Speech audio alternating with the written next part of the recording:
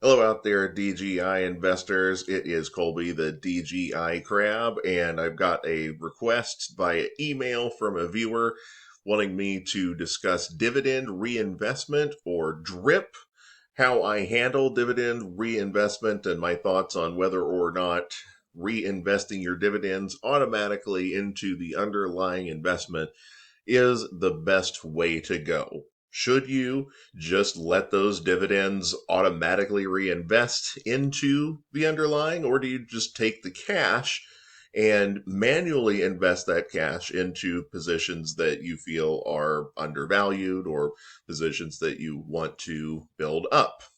Some people use what's called a satellite strategy, where they purchase something that yields fairly high and then they take all of the dividends from that and invest it into more growth plays.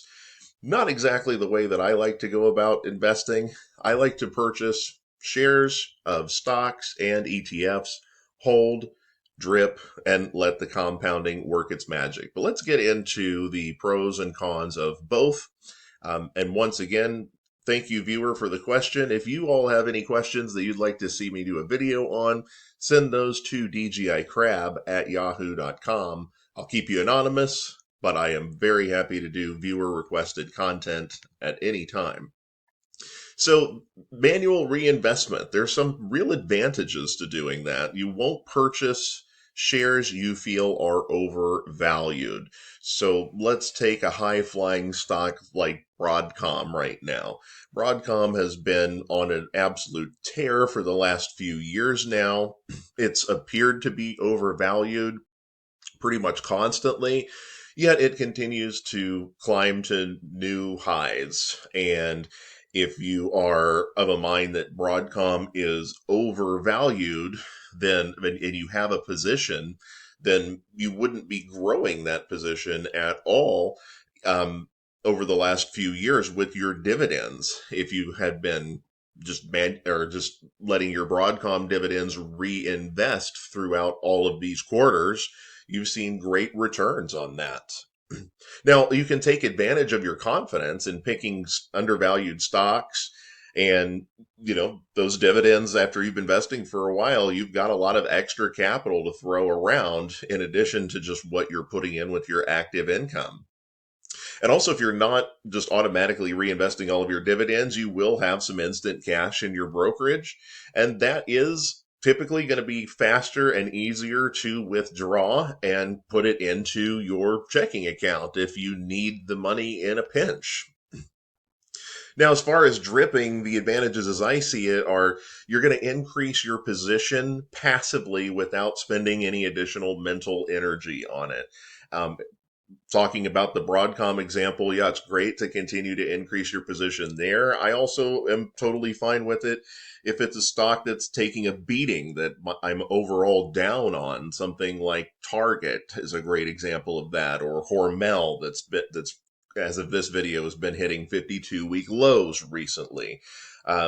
If you have your dividends reinvesting there, you're building up a share count in undervalued stocks. So to me, I feel like it's a winner either way. I'm either reinvesting my dividends in something that's down and I'm adding to my value, or I'm at least adding to a position that's flying high that I'm not actively adding to with my active income.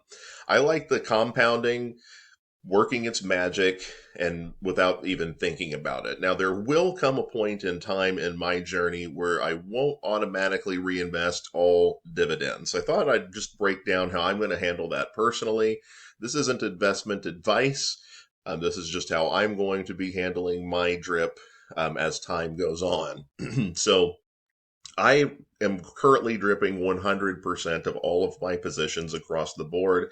I'm going to continue to do that until I hit the age of 45. And about that point in time, I'm going to stop my drip on any of my single stocks that are yielding less than 2%. So I probably will not be looking to add any more to those really low yielding positions with drip like Visa, Microsoft, great stocks. I won't be looking to move out of those positions. I'll still let those dividends continue to pay out every quarter. I'm going to enjoy the growth on those positions over the years, but I will redirect those dividends at age 45 and older into things that give me a little bit more instant capital, like tier 3 ETFs, VYM, SCHD.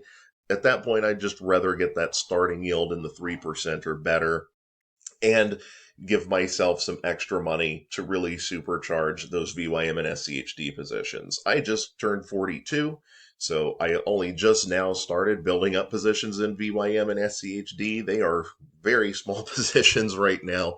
By the time I'm 45, they'll hopefully be looking a lot healthier, but they'll get a little bit of an extra shot in the arm from the low yield dividends at that point in time. And then at 50, I'm going to stop the drip on all tier 1 and tier 2 ETFs. So things like VOO, the S&P 500, VIG, and all single stocks yielding less than 3%. I'm going to take all of that cash, reallocate it to those tier 3 ETFs like VYM, like SCHD, all the way up until the age of 54. So that's going to really turbocharge the VYM SCHD combo. And hopefully I'll be at the point where I have reached retirement age at this point with really strong positions in growth plays that have then in turn satellited me into big VYM and SCHD positions.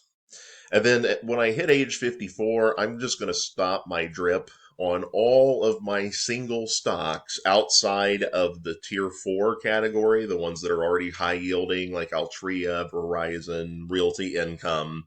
I'll continue to drip on those if I still haven't gotten to the point where I feel like I'm financially free with those dividends.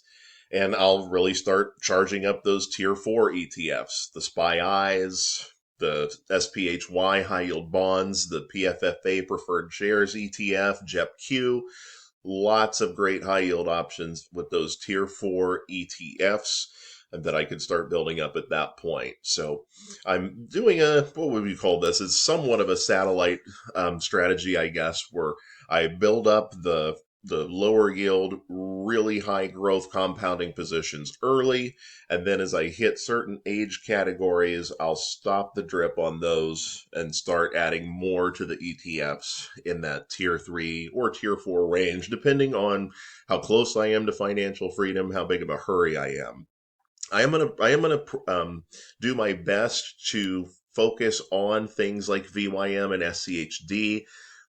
Basically, what we're saying is things that are 3.5% starting yield with a reasonable growth rate, mid to high single digits a year, and not going for the higher yielding things that are more in that 8, 10, 12%, but that likely aren't going to grow their dividends very aggressively. Again, thinking about PFFA, SPY-I, great positions once you get into your mid 50s and you're not quite as concerned about the growth rate and the growth compounding and the snowball effect. You just want to get the cash now.